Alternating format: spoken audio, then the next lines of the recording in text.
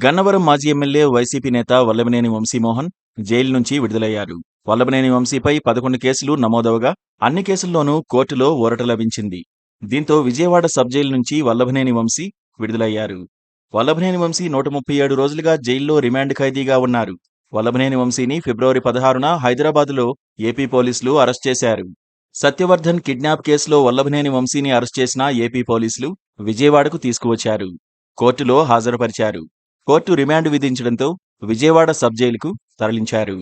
అప్పటినుంచి పలు కేసుల్లో జైల్లో రిమాండ్ ఖైదీగా ఉన్న వల్లభనేని వంశీ 137 రోజుల తర్వాత జైలు నుంచి బయటకొచ్చారు. ఈరోజు వల్లభనేని వంశీకి సుప్రీంకోర్టులో ఊరట లభించింది. వంశీకి మంజూరైన ముందస్తు బెయిల్ను రద్దు చేయాలంటూ దాఖలైన పిటిషన్ను సుప్రీంకోర్టు తోసిపుచ్చింది. దీంతో 137 రోజులకు పైగా జైల్లో ఉన్న ఆయన బయటికి రాగలిగారు. కాగా మాజీ ఎమ్మెల్యే వల్లభనేని వంశీ అక్రమ మైనింగ్ కేసుపై సుప్రీంకోర్టులో ఈరోజు విచారణ జరిగింది.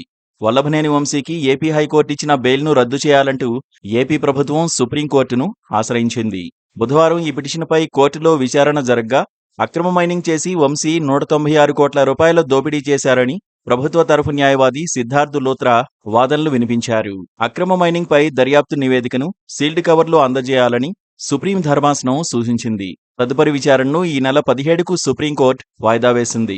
గత వైసీపీ ప్రభుత్వ హయాంలో విజయవాడ రూరల్, బాపులపాడు, గన్నవరం మండలాల్లో వంశీతో పాటు అతని అనుచరులు అక్రమ మైనింగ్కు పాల్పడి ఖజానాకు 196 కోట్ల రూపాయల నష్టం తెచ్చారంటూ కృష్ణా జిల్లా మైనింగ్ అధికారి పోలీసులకు ఫిర్యాదు చేశారు. ఈ మేరకు మే 14న గన్నవరం పోలీసులు కేసు నమోదు చేశారు.